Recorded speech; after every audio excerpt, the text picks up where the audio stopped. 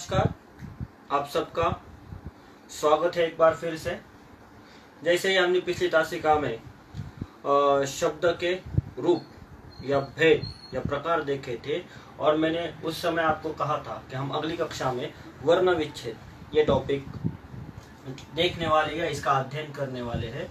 तो आज की तासिका में हम लोग वर्ण विच्छेद का अध्ययन करने वाले। अब अपने नोटबुक में नाम डाल लीजिए, वर्ण विच्छेद। अब वर्ण विच्छेद में आज हम किस बात का अध्ययन करने वाले हैं? तो सबसे पहले वर्ण किसे कहते हैं या वर्ण का अर्थ क्या होता है। उसके बाद वर्ण के प्रकार कितने हैं, तो मैंने यहाँ पर व्हाइट बोर्ड पर लिखे हुए कि वर्ण के दो ही प्रकार हैं, स्वर और व्यंजन। इसके बारे में जानकारी हमने वर्णमाला में देख ली है कि वर्ण कितने प्रकार के होते हैं। तो वर्ण दो प्रकार के होते हैं, स्वर और व्यंजन। उसके बाद वर्ण विच्छेद की परिभाषा क्या है, आप इसे लिख लीजिए अपने नोटबुक में। वर्ण विच्छेद की परिभाषा क्या है ये देखने वाले हैं। और वर्ण विच्छेद के नियम, महत्वपूर्ण नियम, रूल्स हम देखने वाले हैं कि किस तरह से हिंदी भाषा में वर्ण विच्छेद किया जाता है। तो चलिए बिना समय गवाए हम लोग अपना एक एक टॉपिक आगे बढ़ाते हैं कि वर्ण विच्छेद किस तरह से किया जाता है। तो सबसे पहले हम लोग देखने वाले हैं कि वर्ण का अर्थ क्या होता है। तो मैंने आपको वर्णमाला पढ़ाई दी थी, तो वर्ण के बारे में सविस्तर जानकारी, संपूर्ण जानकारी आपको दी थी कि वर्ण क्या है। अब वर्ण किसे कहते हैं, तो इसे कहते हैं सामान्य भाषा में अगर हम कहें तो अक्षर। वर्णों को क्या कहते हैं? अक्षर कहते हैं। अब हम इसकी परिभाषा देखने की कोशिश करेंगे कि वर्ण किसे कहते हैं। भाषा की वह छोटी ध्वनि जिसके और छोटे खंड, खंड यानी टुकड़े नहीं किए जा सकते, उसे वर्ण कहते हैं। भाषा की सबसे छोटी इकाई, भाषा की सबसे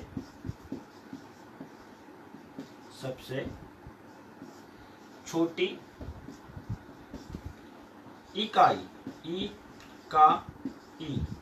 इकाई यानी विभाग, भाग, या आप लोग इसे विभाग भी कह सकते हैं। विभाग, इकाई का अर्थ जिसके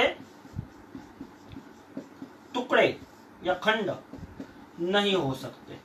इसे आप लिख लीजिए परिभाषा अपने नोटबुक में कि भाषा की सबसे छोटी इकाई जिसके खंड नहीं किए जा सकते। खंड यानी टुकड़े, खंड यानी टुकड़े नहीं किए जा सकते, उसे वर्ण कहते हैं। भाषा की सबसे छोटी इकाई, इकाई यानी विभाग, जिसके खंड नहीं, खंड जिसके और खंड नहीं किए जा सकते और टुकड़े नहीं किए जा सकते, उसे वर्ण कहते हैं। जैसे उदाहरण के तौर पर मैं यहां पर लिखता हूं क, ख, ग, घ, है ना, या अ, आ, ई, ई। ठीक है। अब ये भाषा की सबसे छोटी इकाई है या विभाग है।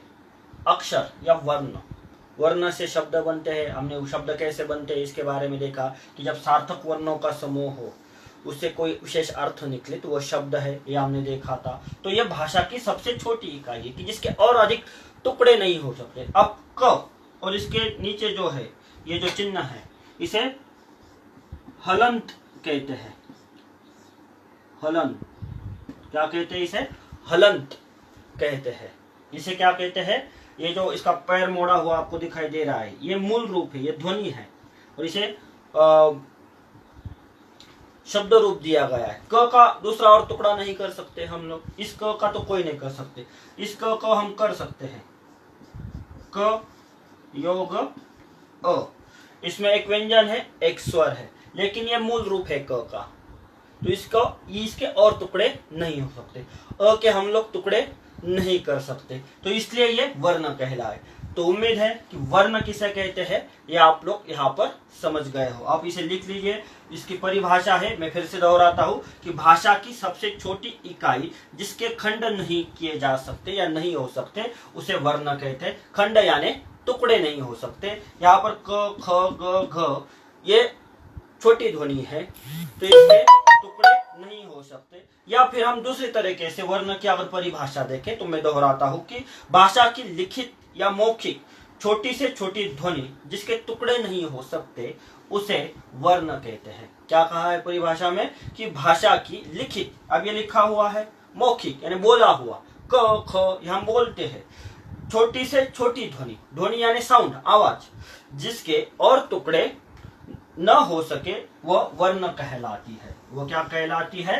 वर्ण कहलाती है। अल्फाबेट्स जो हम लोग कहते हैं, तो क से लेकर न्य तक, क से लेकर जो हमारी वर्णमाला है, क से लेकर या अ से पकड़े, चलिए अ से पकड़ेंगे हम स्वरों को भी वर्ण कहते हैं। अ से लेकर य तक जितने भी वर्णमाला में व्यंजन और स्वर है वो वर्ण कहलाते हैं। वो क्या कहलाते हैं? वर्ण कहलाते हैं। कि उम्मीद है कि आपको ये वर्ण किसे कहते हैं या वर्ण का अर्थ क्या है आप समझ गए होंगे। तो अब हमारा अगला मुद्दा जो हमने पहले ही व्हाइट बोर्ड पर लिखा था कि वर्ण के कितने प्रकार है। वर्ण के प्रकार समझ में आया आपको? वर्ण किसे कहते हैं? समझ में आया? Okay, very good. अब आगे बढ़ते हैं कि वर्ण के प्रकार। अब हिंदी भाषा में जो वर्णमाला को स्वीकारा गया है, इस वर्णमाला क्या होती है मैंने आपको ये विस्तृत रूप से पिछली तासिकाओं में बताया है। तो वर्ण के प्रकार, वर्ण के दो ही प्रकार है, एक है स्वर और दूसरा है व्यंजन। एक है स्वर और दूसरा है व्यंजन। अब स्वर किसे कहते हैं? तो इसकी सामान्य और आसान परिभाषा हमने देखी थी कि जिस ध्वनि का उच्चारण करने के लिए हवा मुंह से बिना रुकावट बाहर आए उसे स्वर कहते हैं। कि जिस ध्वनि का उच्चारण करने के लिए या वर्ण का उच्चारण के लिए, आपका यह आसान होगा कि जिस ध्वनि का उच्चारण करने के लिए हवा बिना रुकावट मुंह के बाहर आए उसे स्वर कहते हैं। जैसे अ, आ, ई, उ, ए, ऐ, री, है ना। तो यह स्वर है कि यहाँ पर मुंह में हमारी हवा कहीं रुकती नहीं, रुकाव नहीं होता, वो आसानी से बाहर आती है, बिना रुके बाहर आती है, तो उसे स्वर कहते हैं। और व्यंजन की परिभाषा हमने देखी थी कि जिन ध्वनियों को उच्चारण करने के लिए स्वरों की सहायता लेनी पड़ती है उन्हें व्यंजन कहते हैं। जिन ध्वनियों को उच्चारण करने के लिए स्वर की सहायता लेनी पड़ती, यानी क साउंड है, क ध्वनि वर्ण का उच्चारण करना है, तो अगर हम क का वर्ण विच्छेद करें, क योग अ, इस क का उच्चारण करने के लिए हमें अ का इस स्वर का सहारा लेना पड़ा, इसलिए क बना। अगर हम का कहें तो क योग आ, तो इसमें आ स्वर का हमें सहारा लेना पड़ा, तो इसलिए व्यंजन को उच्चारण के लिए स्वरों की मदद होती है। तो इस आधार पर वर्ण के दो प्रकार है, एक स्वर और व्यंजन। तो उम्मीद है आप लोग इसे आसानी से समझ गए होंगे। ठीक है, तो अब वर्ण होगा, वर्ण का अर्थ होगा, वर्ण के दो प्रकार हो गए, ये भी हमने देखा और ये आपको समझ में आ गया होगा। आसान है, इसके बारे में हमने चर्चा कई बार की है कक्षाओं में, है ना। कक्षा पहली से हम लोग इसे पढ़ते आ रहे हैं। तो अब हम चलते हैं, हमारा जो टॉपिक है वर्ण विच्छेद की ओर। वर्ण क्या है ये मैंने आपको समझाया, परिभाषा समझाई। वर्ण विच्छेद, वर्ण विच्छेद जो हमारा तीसरा टॉपिक है कि वर्ण विच्छेद। अब वर्ण का अर्थ मैंने आपको बताया, अक्षर, ठीक है, जिसमें स्वर होते हैं और व्यंजन होते हैं। ठीक है, वर्ण में क्या होता है? स्वर और व्यंजन। विच्छेद का अर्थ होता है खंडन करना, खंडन करना, खंड खंड करना के लिए आप ऐसा लिखिए, खंड खंड करना। दूसरा लिखिए अलग अलग करना, अलग अलग करना, करना, या फिर टुकड़े करना। टुकड़े शब्द संयुक्तिक नहीं है, लेकिन समझने के लिए टुकड़े करना। ठीक है, तो इन दोनों का अर्थ, वर्ण का अर्थ हुआ अक्षर, स्वर, जिसमें स्वर और व्यंजन आते हैं। क्लियर? विच्छेद का अर्थ होता है खंड करना, खंड करना यानी टुकड़े करना। खंड का ही शब्द समानार्थी शब्द है टुकड़े करना। या फिर उसे आप कह सकते हैं कि अलग अलग करना। इसे हम समझ सकते हैं कि विच्छेद का अर्थ होता है कि शब्दों को अलग करना, शब्दों में आय वर्णों के समूह को अलग अलग करना विच्छेद कहलाता है। तो ये दोनों क्लियर हुए आप लोगों को। वर्ण विच्छेद किसे कहते हैं, इसका सामान्य अर्थ वर्ण यानी अक्षर, विच्छेद यानी खंड करना, अलग अलग करना या टुकड़े करना। ये क्लियर है आपको? रिप्लाई दें मुझे ताकि हम लोग आगे बढ़ सके। समझ में आ रहा है आप लोगों को ये?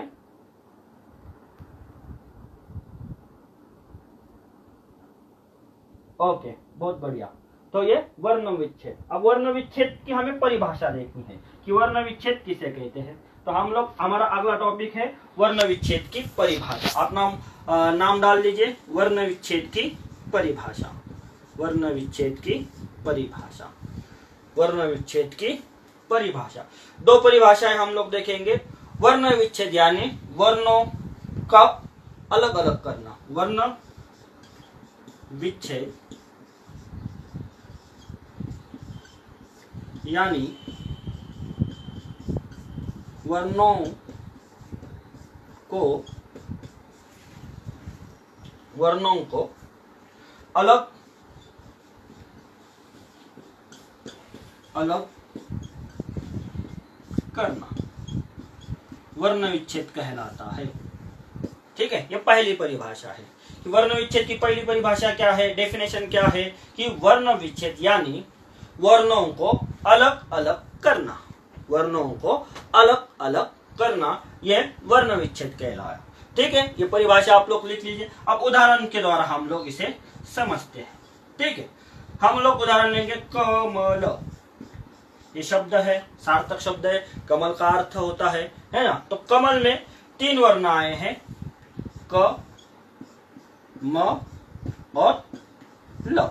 इन तीनों से कमल शब्द बना। अब हमें कमल का वर्ण विच्छेद देखना है। तो कमल में क्या आएगा इसका वर्ण विच्छेद? वर्ण विच्छेद अगर हम लोग देखें कमल का वर्ण विच्छेद, तो क योग अ योग म योग अ योग ल और अ। ठीक है, तो ये कमल का वर्ण विच्छेद आएगा। ये क का मूल रूप है, ये म का मूल रूप है, ये हलन यानी इसका पैर जो मोड़ा हुआ है, ये आपको वर्ण विच्छेद में लिखना ही पड़ेगा, तभी जाकर आपको मार्क मिलेंगे। अगर आपने क ऐसे एज इट इज लिख लिया तो आपको मार्क नहीं मिलेंगे, क्योंकि क में अ का साउंड है, अ की ध्वनि है, अ स्वर है। तो कमल इस तरह से वर्ण विच्छेद होगा। ठीक है, समझ में आ रहा है आप लोगों को कमल? या फिर हम लोग दूसरा उदाहरण लें, राम।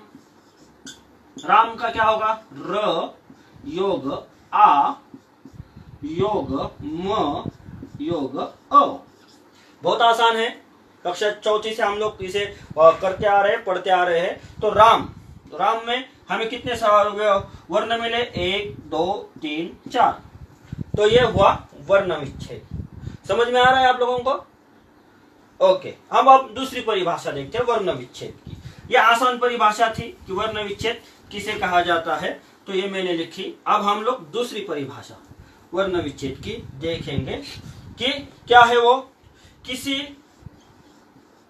शब्द, आप लोग लिख लीजिए मेरे साथ ताकि बाद में पढ़ाई करते हुए आपको आसानी हो। किसी शब्द को अलग अलग लिखने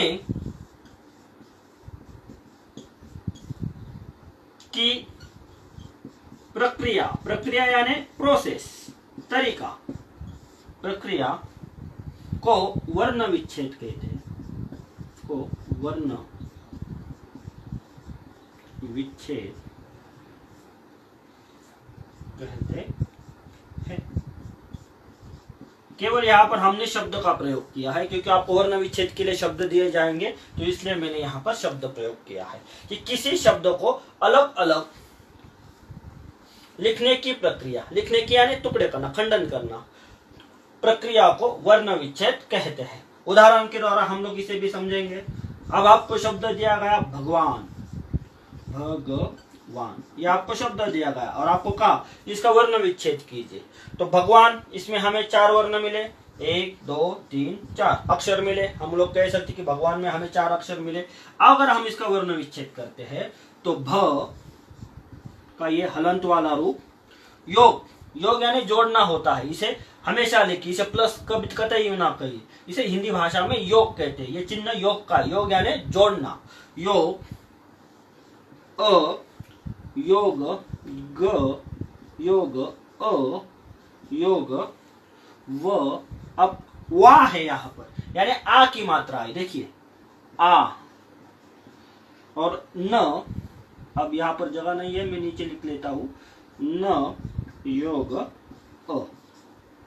ठीक है, तो ये भगवान का वर्ण विच्छेद हुआ, भगवान शब्द का क्या हुआ, ये वर्ण विच्छेद हुआ। भ अ ग आ, अ वा भगवान, तो व योग आ प्लस न प्लस योग अ, तो ये भगवान शब्द का वर्ण विच्छेद हुआ। या फिर हम लोग दूसरा उदाहरण लें, रमेश।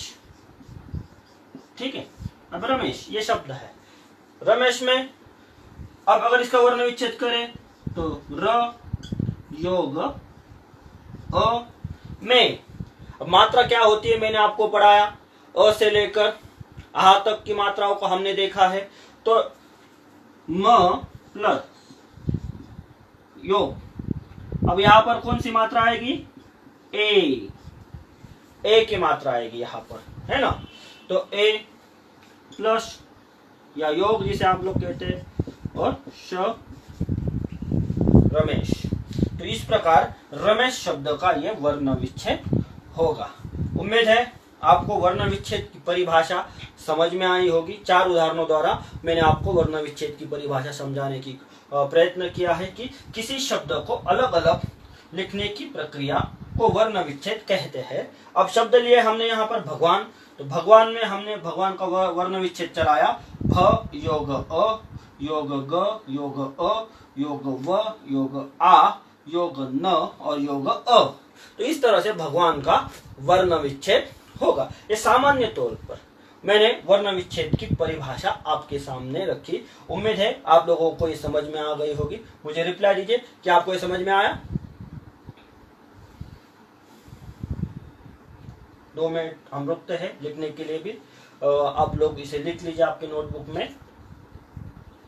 ठीक है, समझ में आ रहा है वर्ण विच्छेद।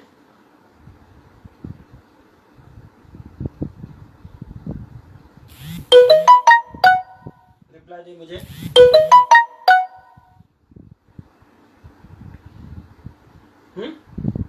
Okay good.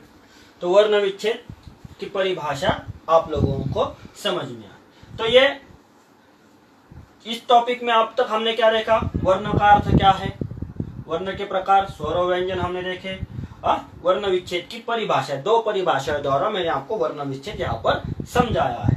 अब हम चलते हैं, हमारा अगला महत्वपूर्ण टॉपिक है वर्ण विच्छेद के नियम। 7-8 नियम है और ये बहुत महत्वपूर्ण है। इसके बिना आप लोग वर्ण विच्छेद नहीं कर सकते। 3 मार्क का पेपर में आते हैं, 3 मार्क, 2 मार्क, 1 मार्क, है ना। तो ये हमें आसानी से आना चाहिए। तो आप वर्ण विच्छेद के नियम, आप अपने नोटबुक में नाम डाल लीजिए कि वर्ण विच्छेद के नियम, वर्ण विच्छेद के नियम, महत्वपूर्ण नियम। ठीक है, अब हम लोग देखेंगे वर्ण विच्छेद के महत्वपूर्ण नियम। कितने नियम है, वो बहुत आसान है, आप लोग तुरंत समझ जाएंगे। तो पहला नियम है वर्ण विच्छेद का कि प्रत्येक व्यंजन, व्यंजन किसे कहते हैं मैंने आपको बताया, व्यंजन हलंत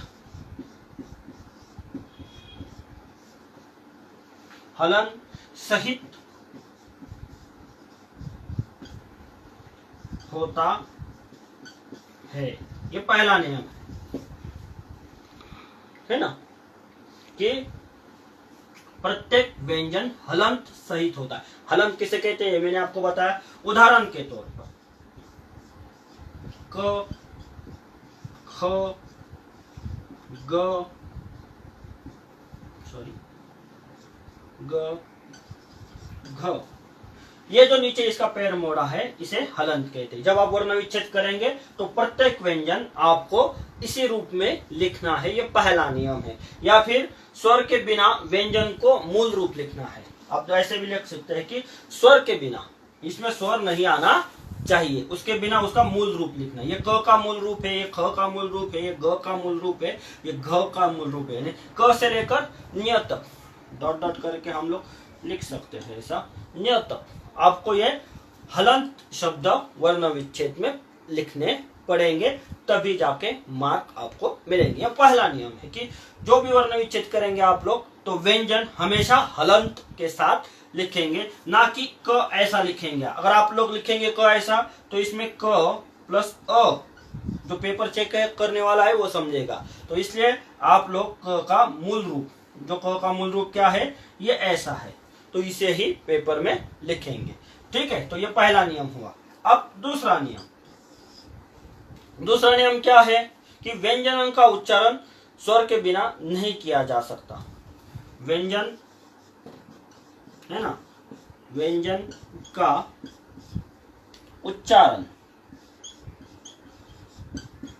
व्यंजन का उच्चारण स्वर के बिना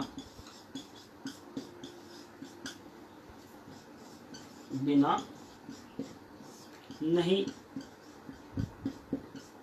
किया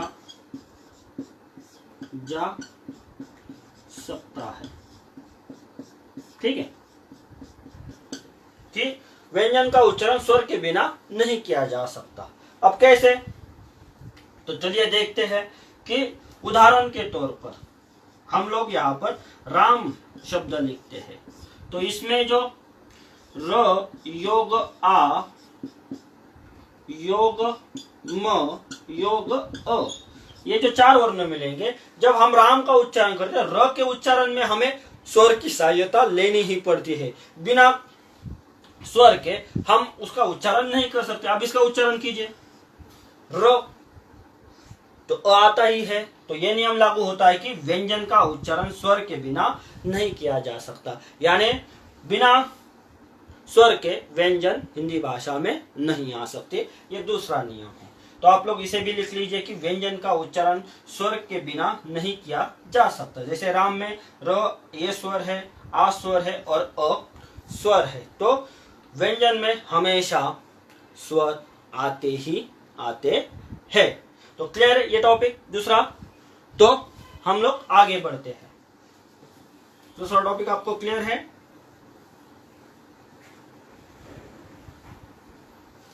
क्लियर, समझ में आ रहा है, आसान है। तब हम तीसरे टॉपिक की ओर चलते हैं। तीसरा नियम जो है हमारा उसकी ओर चलते हैं। व्यंजन का उच्चारण स्वर के बिना नहीं किया जा सकता, ये आसान है। Clear, okay, very good. अब तीसरा, स्वरों की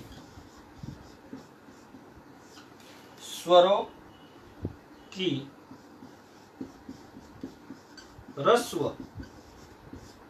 व दीर्घ मात्रा,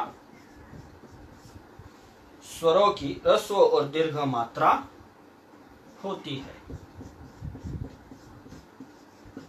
अब ये सब हम लोग जानते हैं कि स्वरों की ह्रस्व और दीर्घ मात्रा होती है। ठीक है, मात्रा यानी एक हाथ अक्षर उच्चारण करने के लिए लगने वाला समय, एक हाथ अक्षर उच्चारण करने में लगने वाला समय हम लोग कह सकते हैं कि मात्रा का अर्थ क्या होता है, समय, टाइम। कि हम जैसे अ कम समय लगता है, आ थोड़ा सा ज्यादा लगता है, ई है ना, उ ए आई, है ना।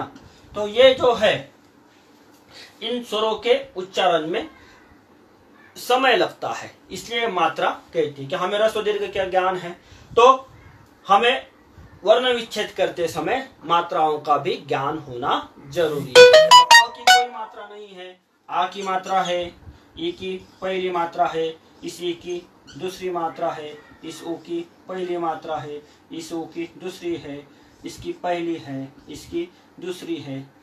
ओ रहा है तो ओ भी लिख लीजिए, ओ तो ओ की औ है ना, ये औ की मात्रा है ना।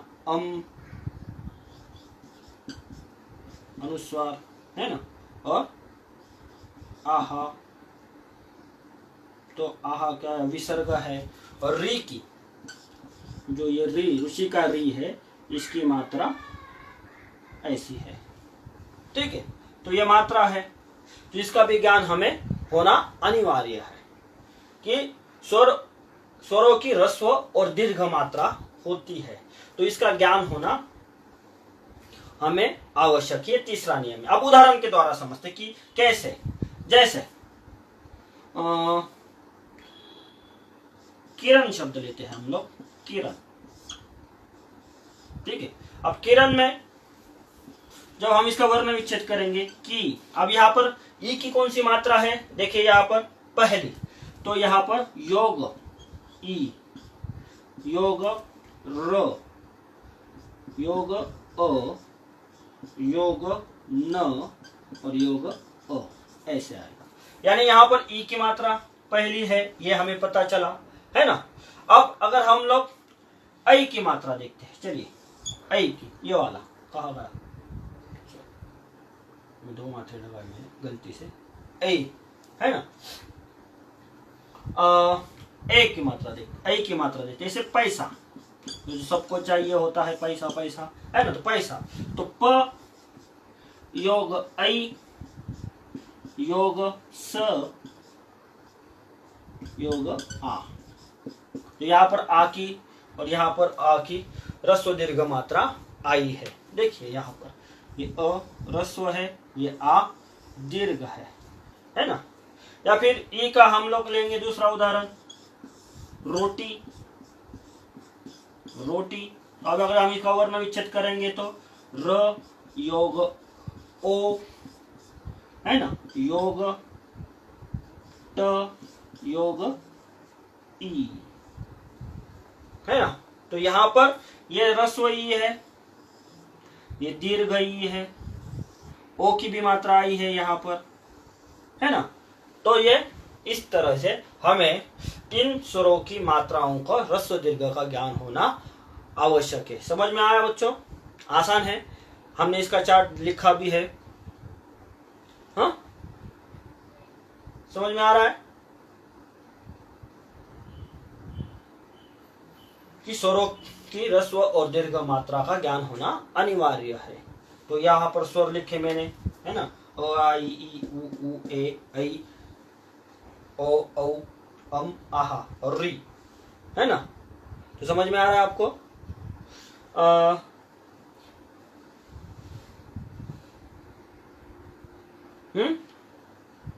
ओके, तो चलिए, तो स्वरों की मात्रा आपको यहाँ पर याद आ गई या आपने ठीक से इसे समझ लिया। अब हम लोग चौथे नियम की तरफ चलते हैं, जो री के संदर्भ में है। री, ठीक है, कि चौथा नियम है री, इसे री री कहते हैं, री है ना, कृषि ऋषि है ना। तो ये री है, री के स्वर का ज्ञान होना जरूरी है। तो कई बार क्या होता है कि हम लोग इसे र का मान लेते हैं और वहां पर र लिखते हैं, तो नहीं, ये री है, इसका उच्चारण र नहीं होता, री होता है, इसका उच्चारण र नहीं होता, तो क्या होता है, री। तो आइए हम लोग इस री का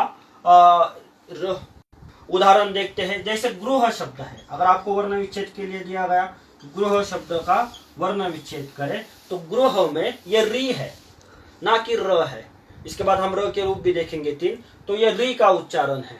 तो ठीक है, तो गृह, तो गृह है ना, तो ग हलंत वाला।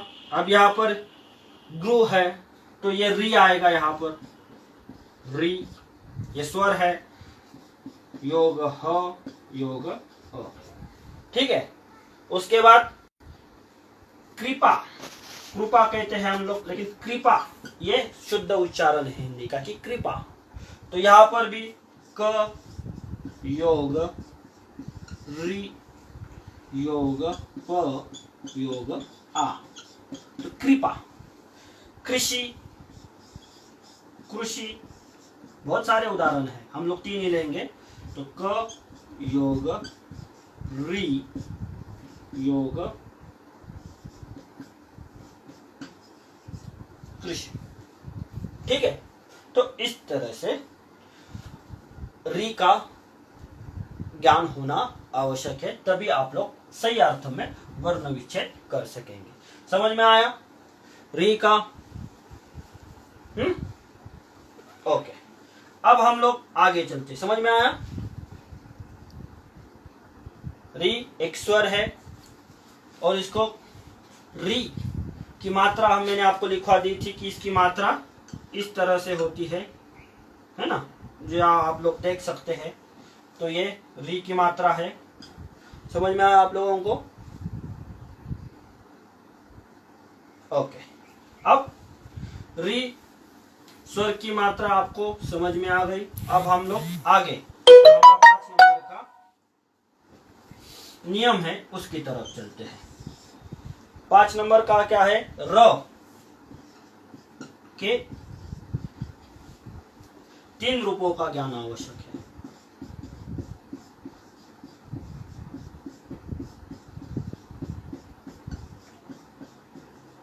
र के 3 रूपों का ज्ञान आवश्यक है, ज्ञान होना चाहिए। लिखिए, चलिए, ज्ञान होना चाहिए। अब हिंदी और मराठी दोनों भाषा में र के 3 रूप मिलते हैं। अब कैसे, ये उदाहरणों द्वारा हम लोग समझेंगे कि र के 3 रूप है। तो पहला लिखेंगे हम लोग ग्रह, ठीक है। अब ये ग्रह में जो ये है, ये वाला, ये र है, ग्रह। तो अगर हम इसका वर्ण विच्छेद करते हैं तो कैसे होगा? ग योग र, है ना, योग अ योग ह योग अ।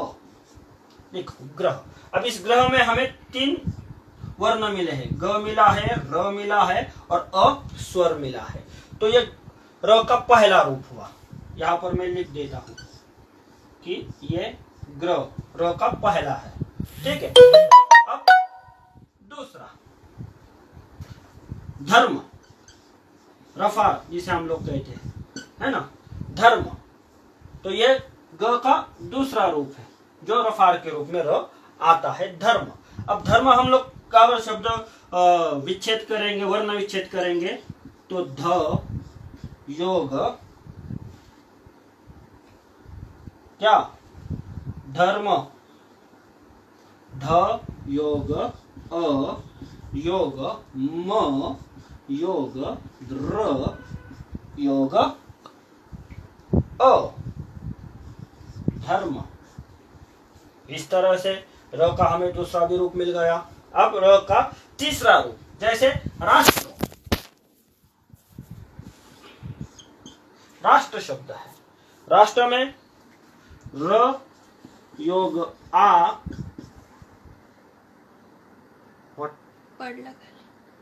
ठीक है।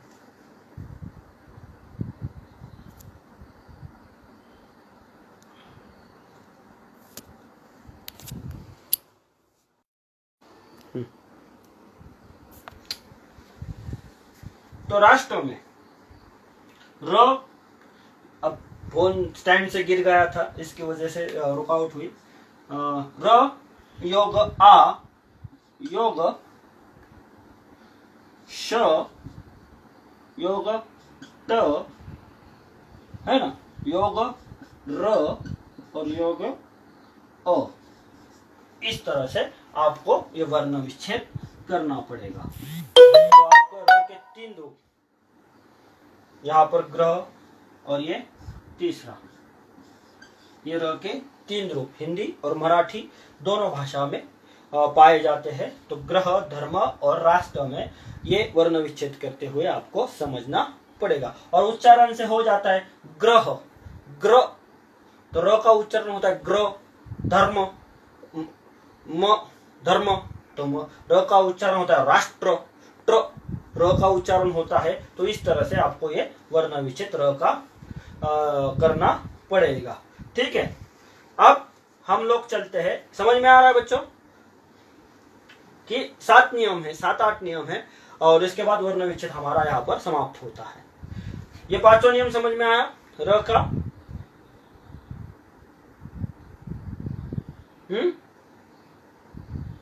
रिप्लाई नहीं मुझे। अब ये थोड़ा सा ओके, अब र के 3 रूपों का आप लोगों ने समझा। अब हम लोग आगे चलते हैं। वर्ण विच्छेद का अगला टॉपिक है जो हमने संयुक्त व्यंजन देखे थे। संयुक्त व्यंजन, यह हमारा 6वां टॉपिक है। संयुक्त व्यंजन, व्यंजनों का,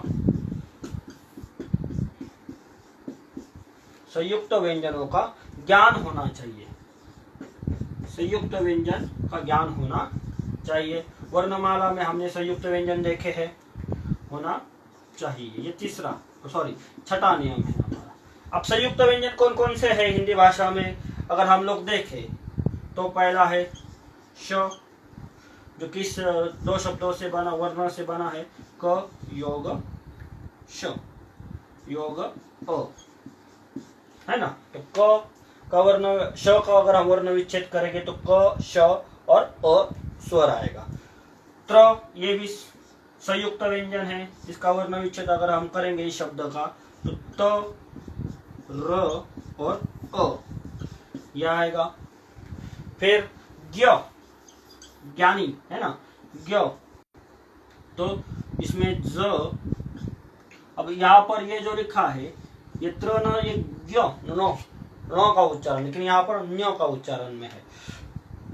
और फिर अ आएगा, है ना, और फिर श्र है, श्री, श्रीमान, है ना, तो इसमें श, योग र, योग अ।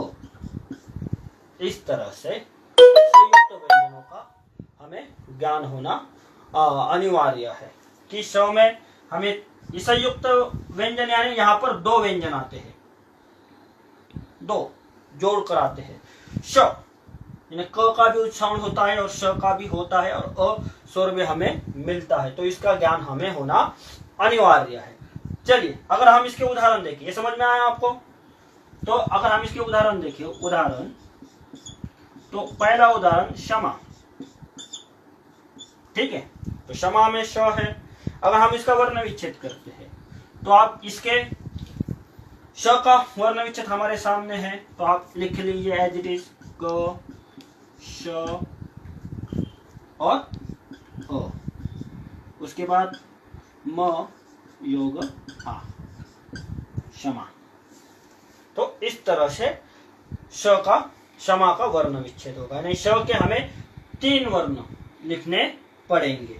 फिर उसके बाद चित्रा शब्द है, मान लीजिए चित्रा, है ना, तो चित्रा का वर्ण विच्छेद अगर हम लोग करें तो च, योग, पहली मात्रा है ई की, तो ई, अब त्र है, त्रा है ना, तो यहाँ पर त, योग, र और आ है, चित्रा, चित्र नहीं है, आ है, तो आ की मात्रा आएगी चित्रा। क्लियर, समझ में आ रहा है आप लोगों को? तो चित्रा। अब मैं थोड़ा सा यहाँ पर रब कर देता हूं। चलिए तीसरा उदाहरण अगर हम लोग देखें, ज्ञानी, ज्ञानी, अगर हम लोग इसे चलाते हैं तो ज्ञानी यहाँ पर है ज, अ, जिसे हम लोग कहते हैं, और फिर आ, और फिर न, योग, बड़ी, ज्ञानी। इस तरह से होगा। समझ में आ रहा है? मुझे रिप्लाई दे। अब मैं यहाँ की श की मात्रा थोड़ी सी रब कर देता हूं, और इसका श्रीमान, चारों के उदाहरण देखेंगे हम लोग। श्रीमान, श्रीमान। अब इसमें श्री है, ये संयुक्त व्यंजन है। यहां पर देखें तो श योग कहा गया र, अब ई आएगा यहाँ पर, दूसरी मात्रा है ई की, तो श्री म योग आ और न योग अ, श्रीमान। तो इस तरह से हमें संयुक्त व्यंजन का भी ज्ञान होना आवश्यक है। बिना संयुक्त व्यंजन के हम लोग सही अर्थ में वर्ण विच्छेद नहीं कर सकते। तो ये समझ में आया छठा नियम, बहुत आसान है, समझ में आ रहा है? ओके, अब हम आखिरी नियम देखेंगे वर्ण विच्छेद का, और फिर कुछ उदाहरण लेंगे और इसे पूर्ण करेंगे। सातवां नियम क्या है? अनुस्वार व अनुनासिक, अनुनासिक यानी नाक से उच्चारण होता है, नाक, अनुनासिक, आधचंद्र जिसे हम लोग कहते हैं, आधचंद्र व्यंजन की पहचान होनी चाहिए। यह सातवां नियम है, ठीक है। तो अनुस्वार, अनुस्वार यानी ये वाला, और अनुनासिक यानी ये चंद्रबिंदी,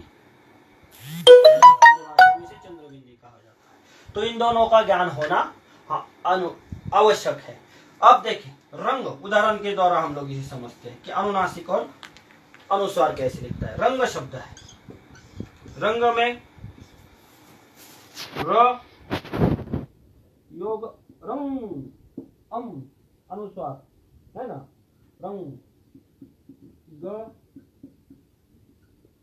रंग होगा, है ना। संयम में भी सन, तो अ की मात्रा आएगी। हंसी, हंसी, अब इसमें चंद्रबिंदी है, तो कैसे लिखेंगे आप लोग? वर्ण विच्छेद का ह योग आधचंद्र, है ना, और उसके बाद क योग बड़ी। तो वर्ण विच्छेद का सातवां नियम है कि अनुस्वार और अनुनासिक की पहचान हमें होनी चाहिए। तो समझ में आई बात?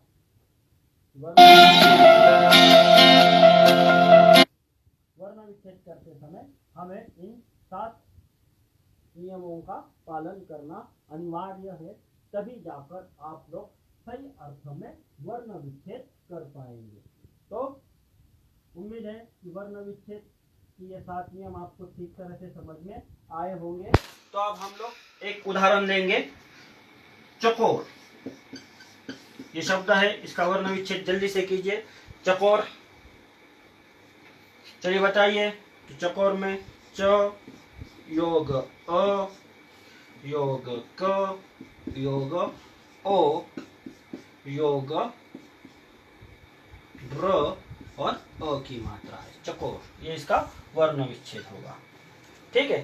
फौजी, जो आज पूरे देश की सुरक्षा के लिए लड़ रहे हैं, वो फौजी। तो फौजी में योग औ, औ की मात्रा है, औ, योग ज और योग ई, ठीक है।